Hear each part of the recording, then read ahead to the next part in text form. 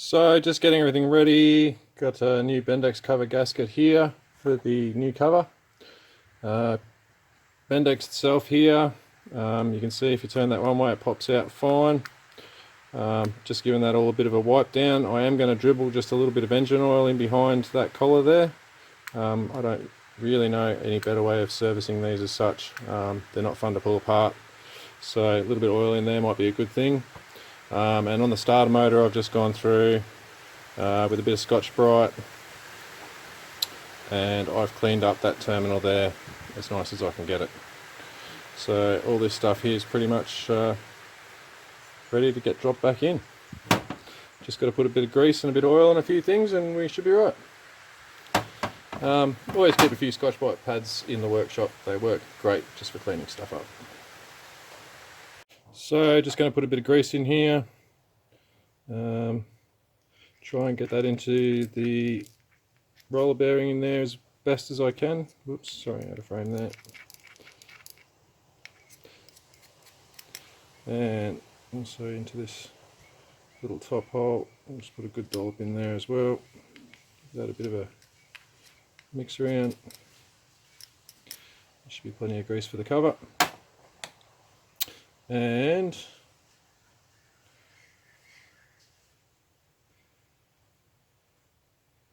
also just going to go through and put a good coating of grease onto the gasket itself.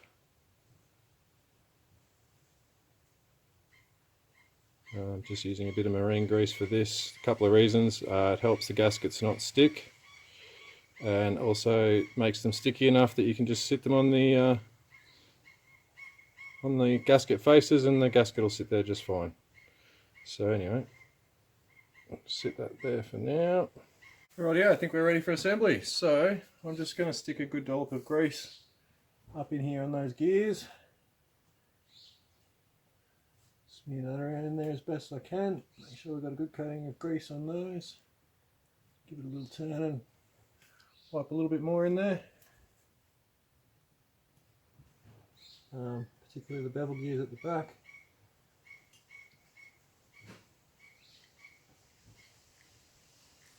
A lot of that will flick out again, but always best to start off with some in there. That's all still rotating quite smoothly. Next step is we'll get our bendix. Again, I'm just going to put a little smear of grease around here because I know that collet goes over that. We've definitely still got our little bush on the end there, which is good. So I'll stick a dollop of grease on that bearing face there. Make sure I've got a good little coating of grease there. And I'm also just going to briefly wipe a little bit around those gears there. I know that will pretty much all just get blown out the first time we hit that starter, but I'd rather have some on there than none. So I'm not going to go crazy with that. And we can drop the bendix back in place. Something like that.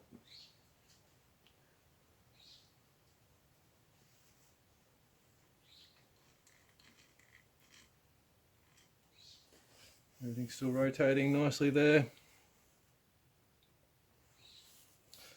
Next step is the gasket. I've got a couple of little locating pins here, so I'll make sure we line them up well. Much like that.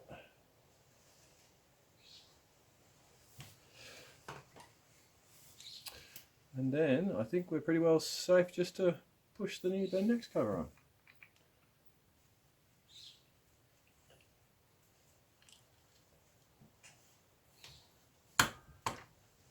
Looking good.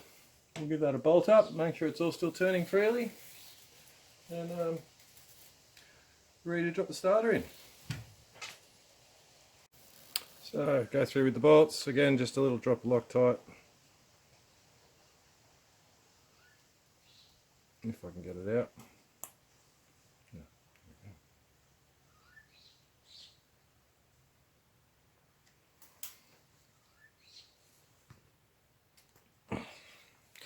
and we'll just swipe a bit of that onto the others. Sometimes less is more with this stuff. And we'll just drop those straight in there. And we should be right to tighten them up.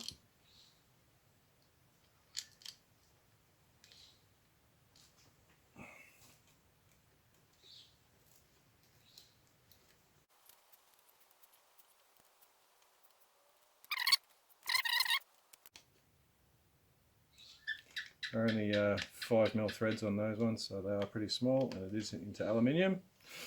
And after tight comes loose.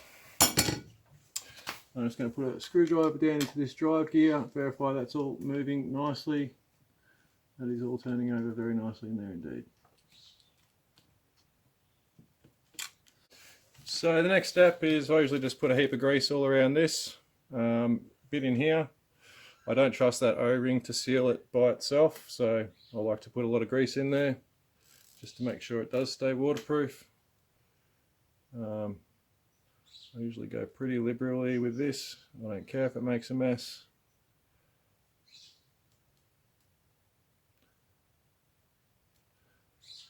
Good dollop of grease all the way around there. And I'll also put a dob down in here for good luck, just to seal off that bearing and to make sure I've got a little bit in that where this gear engages into that drive gear. And a little bit around the end of the motor here as well, just where that shaft comes out. And yeah, hopefully this little puppy will just plug straight in. Sometimes it can be a bit tricky trying to line that gear up. Sometimes you get lucky and sometimes you don't. Today we look to be lucky. So you can see I've got a good smear of grease all the way around there. I'll just wipe off that excess now.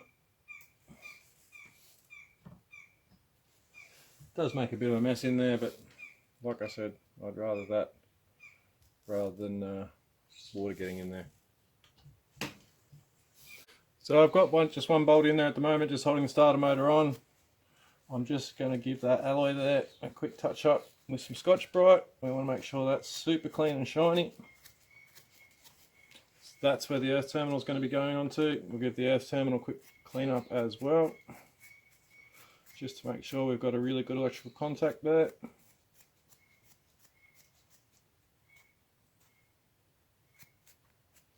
Nice and shiny. So that's ready to hook up, and I'll quickly just do the positive lead as well. Same thing, bit of Scotch-Brite. Just make sure that's nice and clean and shiny. And that way we are sure of getting good electrical connections.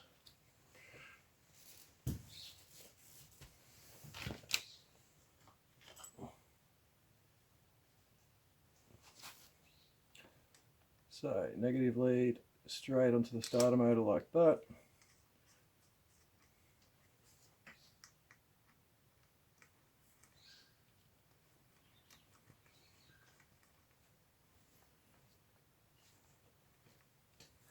Just twist that wire around a bit so it's out of the way.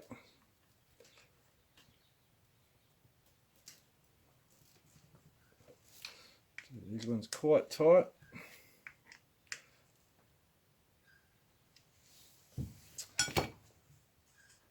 Ready for the positive connection on top there.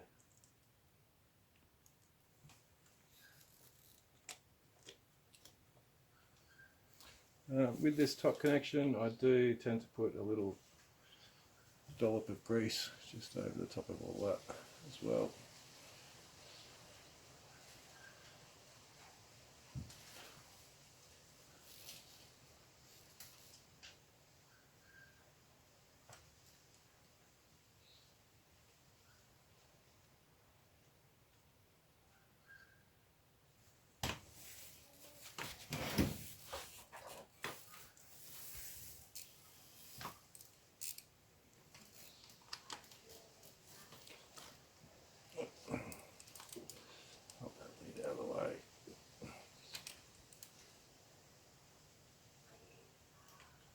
Nice and tight. And we can put that cover back on. There we go.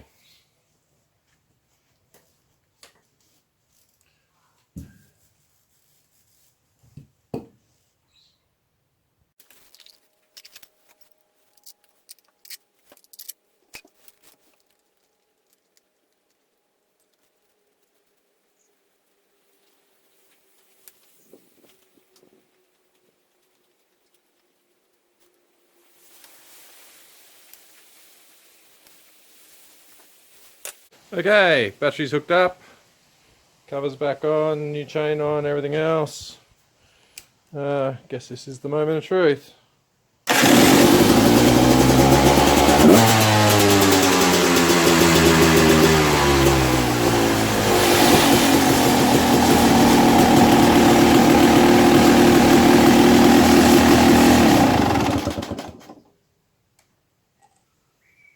Two out of three.